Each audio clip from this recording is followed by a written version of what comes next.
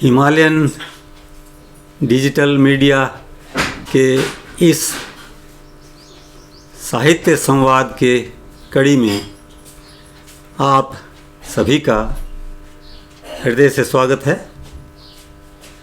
आज इस कड़ी में मेरे साथ बिलासपुर के प्रमुख समाज सेवी श्री RL शर्मा जी हैं और ये वरिष्ठ नागरिक सभा के एल्डर सिटीजन एसोसिएशन के प्रेसिडेंट हैं।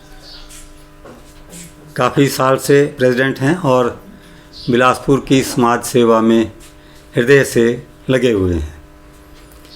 तो मेरा सौभाग्य है कि इस संवाद की कड़ी में इस हिमालयन डिजिटल जो मीडिया है, इसने जो हमें मंच प्रदान किया है, इसमें इस संवाद को आगे बढ़ाने के लिए, इस कड़ी को आगे बढ़ाने के लिए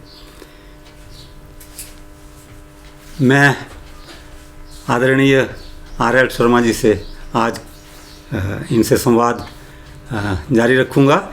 लेकिन इससे पहले मैं आदरणीय हितेंद्र शर्मा जी जो मुख्य संपादक हैं हिमालयन डिजिटल मीडिया के, उनका हृदय से धन्यवाद करता हूं कि उन्होंने ये मंच हमें प्रदान किया। तो आदरणीय RL शर्मा जी इस समय 94 इयर्स के हैं, 94 वर्ष के हो गए हैं और अभी भी इस उम्र में स्वस्थ हैं व समाज सेवा में रत हैं। ये हमारे लिए बहुत गौरव का विषय है।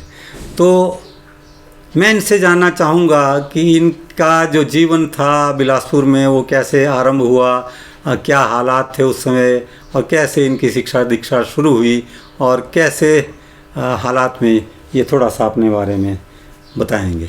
धन्यवाद जनाब अली, आप आए, आपका स्वागत है और मेरा सौभाग्य है कि आपसे बातें करने का मौका मिला है और अपना जीवन न सिर्फ अपना जीवन ही बल्कि बिलासपुर का पुराना इतिहास भी मैं थोड़ी बहुत जितना मेरे को मालूम है या मैं जो खुद इन्वॉल्व रहा हूँ उसके बारे में आपको बताना चाहता हूँ।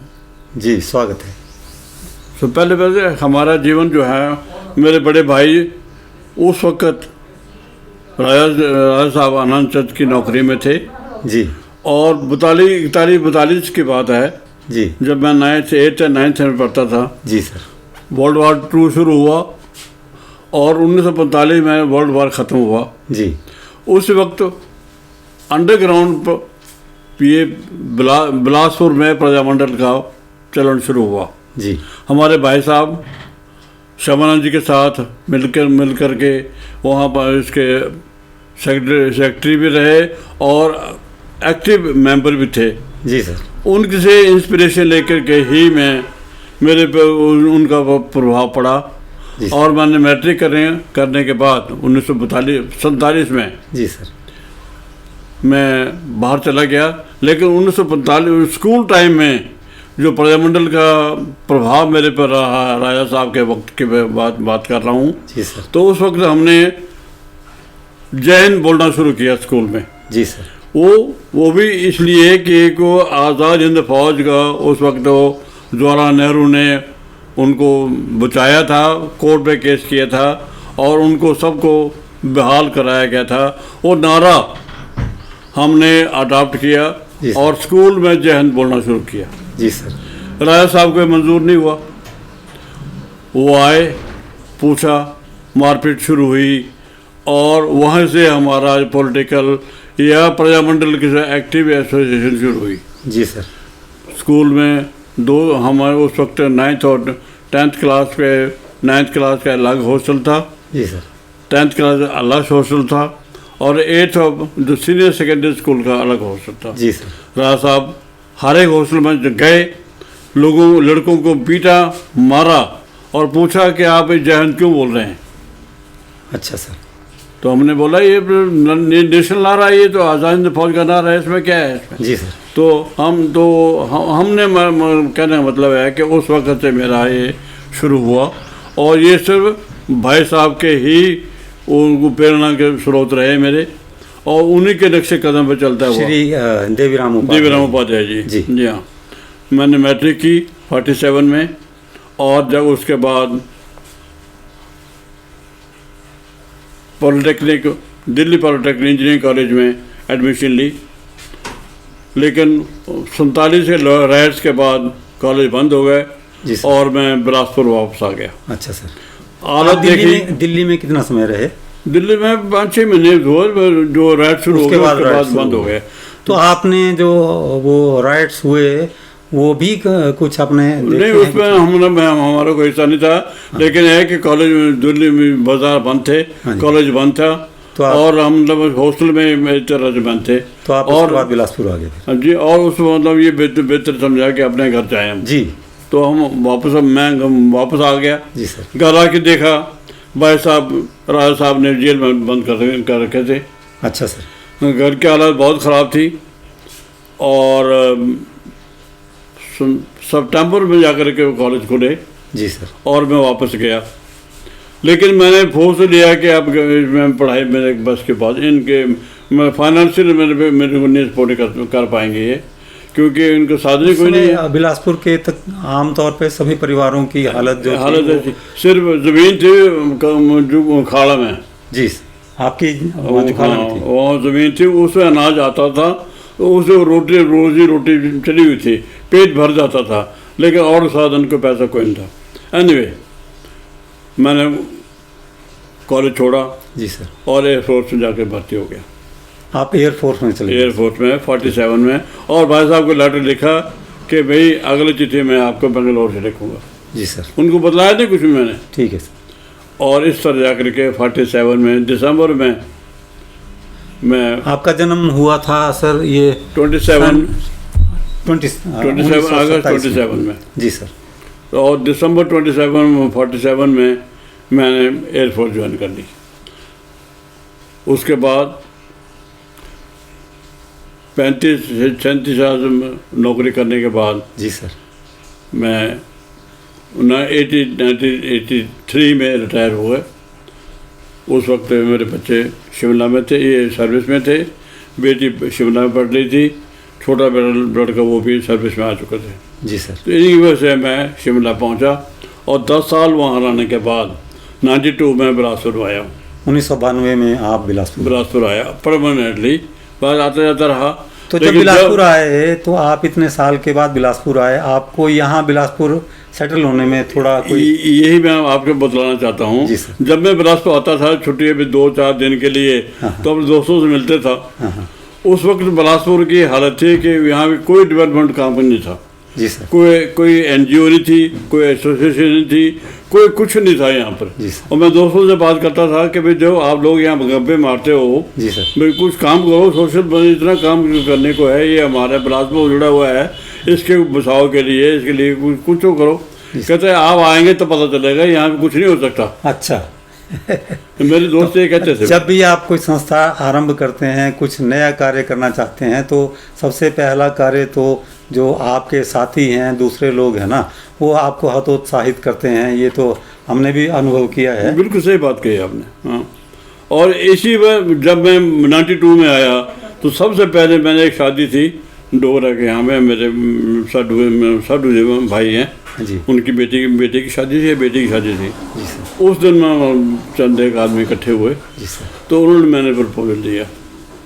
फिर देखो हम लोग हैं, पढ़े लिखे हैं, रिटायर्ड हैं, नॉलेजेबल हैं, कुछ मतलब है जो समाज के बिलासपुर की हालत है, यहाँ कोई डेवलपमेंट वर्क नहीं है, और ना कोई बिजली है, ना मतलब है सड़कें हैं, वो कुछ भी नहीं मतलब है। बिजली थोड़ी लेकिन इरेगुलर थी। तो वो थोड़ा सा संपर्क सूत्र टूट जाने के कारण भी था। वो उस 92 में मैं आया, और 92 में हमने ये पहली मीटिंग मेरे घर में हुई, और हमने एसोसिएशन को नाम दिया। इसका नाम सोच समझ करके पेंशन रखें, ये रखें, ये डेवलपमेंट रखें, कुछ भी रखें। अल्टीमेटली हमने कहा कि सीनियर सिटीजन या एल्डर सिटीजन एसोसिएशन को ही हम नाम देंगे इसका, ताकि हमें जो पेंशन का नाम देंगे वो जो ये तो सरकारी नौकर है, पहले सरकारी खाई है, अब पब्लिक को खाएंगे लोग। तो इसे पेंशन का नाम नहीं देंगे।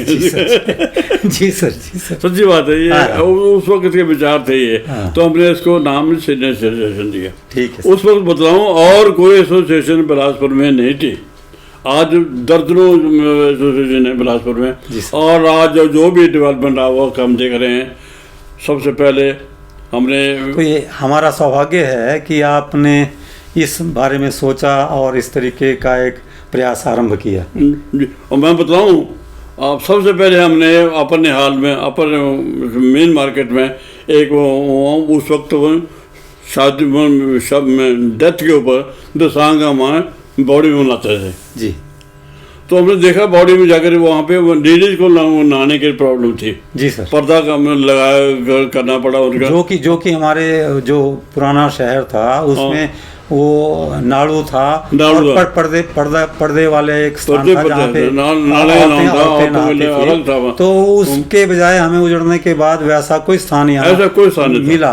तो सबसे पहले आपने उसके बारे में सोचा और प्रयास किया। वो बहुत सबसे पहले वो बॉडी हमने बनाई वहाँ पे, ये अपर मेन मार्केट में अभी भी है वो छत डाला लेडीज के लिए अलग से बनाया गया जी सर। उसके बाद हमने देखा कि लूण मैदान जी सर।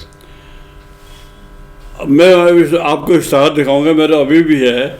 जब हमने लूण मैदान को डेवलपमेंट करना शुरू किया, जो आप आज देख रहे हैं जहाँ इंडोर स्टेडियम बना हुआ है जी सर, यहाँ पे बता मैं तो आयुर्वेद से जुड़ा हुआ हूँ तो जानता हूँ। मैं तो उनकी औषधि वो अपने उखाड़े जी सर। तो हमारे जो विरोधी थे उन्होंने इतना बड़ा स्थान ने छापा कि रातों रात सैकड़ों दरख्त उखाड़ के फेंक दिए। अच्छा मेरे सहारा रखा है मैंने वो। ठीक है, मैं आपको दिखाऊंगा अगर जो आप चाहें तो मैं दिखा सकता हूँ उसको। अरुण जी ले आएंगे। अच्छा तो वो ना रातों रात नहीं वो खड़े शराबी कबाबी हमें नाम डेफिनेशन दी गई हमें। फौजी होते ना, मैं और कर्नल महफूज साहब। अच्छा तो फौजियों के दिमाग खराब हो गए हैं, सारा में लिखा है ये। ठीक है सर। तो ये बात कर, उसके बाद हमने लूण का जो शमशान घाट था पहले वो नीचे हुआ था उसको डेवलप किया वहाँ बैठने के लिए थे। और उसके बाद ये ग्राउंड जो आप देख रहे हैं जी सर, ये इसको मतलब है कि इसको हमने अपने इनिशिएटिव शुरू किया और बाद में सरकार ने योगदान दे करके अपने लिया इसको, लेकिन इनिशिएटिव इसको हमारा था। उसके बाद एक जब बरसात में आती थी तो ये शमशान घाट जो लूण वाला था जी सर, ये अंडर वाटर चला जाता था और इसका स्थान एक नहीं था, कभी कहीं शिफ्ट हो जाता था। मैं बताऊँ, हमारे एक फ्रेंड की डेथ हुई तो बरसात के दिन थे जी, और चारों तरफ गंदगी पड़ी हुई है जी सर, और वहाँ उनको जलाया गया वहाँ पर। तो मेरे को देखा, मैं बहुत दुख हुआ। मैंने अपने इनके मामा जी, बड़े मामा डॉक्टर बी एन शर्मा, उन दिनों ये जो आप देखते हैं वहाँ पे ब्यास गुफा जी, यहाँ पे सरकारी तौर पर ये ब्यास गुफा में ये शमशान घाट ओरिजिनल प्लान में था ये शहर की। वहाँ ब्यास गुफा के साथ ही शमशान घाट ये प्लान में दिया गया था। और जो कितना एक छोटा सा एरिया था, दुखद था कि जो व्यास गुफा जो बिलासपुर की एक पहचान है उसके साथ ही वहाँ जो शमशान घाट बना दिया जाता वो हमें पसंद नहीं था। ठीक है सर, लेकिन वो उस वक्त के लोगों ने राजा साहब को परेशान करने के लिए जी, ऊपर उनका रेजिडेंस था जी सर, तब नीचे वो शमशान घाट उन्होंने उसलिए सिलेक्ट किया उसको। अच्छा सर, मैं ये बता दूँ आपको उसकी बैकग्राउंड क्या थी उसकी। अच्छा, कि वो सिलेक्ट किए और वो प्रेजेंट उसको उस वक्त बना दिया, वो डेवलप करना शुरू कर दिया। मैंने इनके मामा से कहा मैं चलो यार देख के आते हैं जी सर, फिर वो डेवलपमेंट हो रहा है वहाँ पे बना क्या है। तो देखा शेड बना हुआ है, पानी के नलका लगाया है और एक स्टेप्स बनाए हुए हैं, एक मतलब बना है और 3 फुट की सड़क है पक्की अपने वहाँ पे जो कोर्ट रोड है ना वो नीचे जाती है सड़क वहाँ करके। बरसात के दिन थे तो मैंने कहा ये तो हमें मंजूर नहीं है जी सर, ये तो एक आदमी के एक लाश आगे 2-3 बॉडी आ गई तो क्या करेंगे और पहुँचेंगे कैसे यहाँ पे। जी सर, मैं डीसी से मिला, डीसी बहुत नेकी साहब थे उस वक्त जी सर, बहुत कोऑपरेटिव थे। उन्होंने मेरे को गाइड किया कि आप जो जो यहाँ पे एक्शन है उनसे मिलिए, उन्होंने गाइड किया। और आज आप देखिए डेवलपमेंट जो लूणू मतलब है कि जो मुक्ति धाम है, जी सर, करोड़ों रुपए के ऊपर ज़्यादा खर्च हो गया। और वो एक बिलासपुर के लिए मान का सम्मान का एक विषय है कि आज जहां हम किसी को अंतिम उसका संस्कार करने के लिए तड़प महसूस करते थे, वहाँ बड़ी सुविधा संपन्न वो एक स्थान, वहाँ बिजली है, पानी है और गाड़ी है, लकड़ी भी वहीं से लकड़ी भी वहीं पे मिलती है, और वो एसी वो कॉफिन है। जी सर, अभी पीछे मतलब एक बॉडी पोस्टमार्टम होना था उसका, तो उनको रखना पुलिस के लिए प्रॉब्लम होगी। जी सर, मेरे को टेलीफोन आता है कि जी आपके पास कॉफिन है, वो एसी कॉफिन है, वो हमें बहुत बार तो अर्ध जली अवस्था में वहाँ उसको छोड़ के आना पड़ता था। हाँ जो पड़ता, तो कॉफिन वो एसी कॉफिन की वजह से 3 दिन तक वो पोस्ट बॉडी रही है अस्पताल में। तो हमने वो उसको मतलब कहने का आज का मॉडर्न फैसिलिटी है हमारे पास, पानी है, बिजली है, सब कुछ है वहाँ पे। अब हमारे इलेक्ट्रिक ड्रीम बनाने का भी उसका इरादा है, उसको देखते हैं अभी लोगों को सपोर्ट मिलती है तो वो भी करेंगे। कहने का मतलब है कि आज शहर में आप देख रहे हैं फुटपाथ देख रहे हैं। जी सर, और मुझे भी याद है कि इसके लिए जो फुटपाथ है, सड़कों के किनारे जो रास्ता है पैदल चलने वालों के लिए, वो आवाज़ वरिष्ठ नागरिक सभा की ओर से ही ये सबसे पहले हम यही उठाई थी। जी सर, आज आप देख रहे हैं जो नहीं बने हैं, आज हम जो भी इशू करंट आते हैं हम उसको उठाते हैं। अभी हमारे पर 2-4 दिन पहले डीसी से मुलाकात में भेंट थी, मीटिंग थी।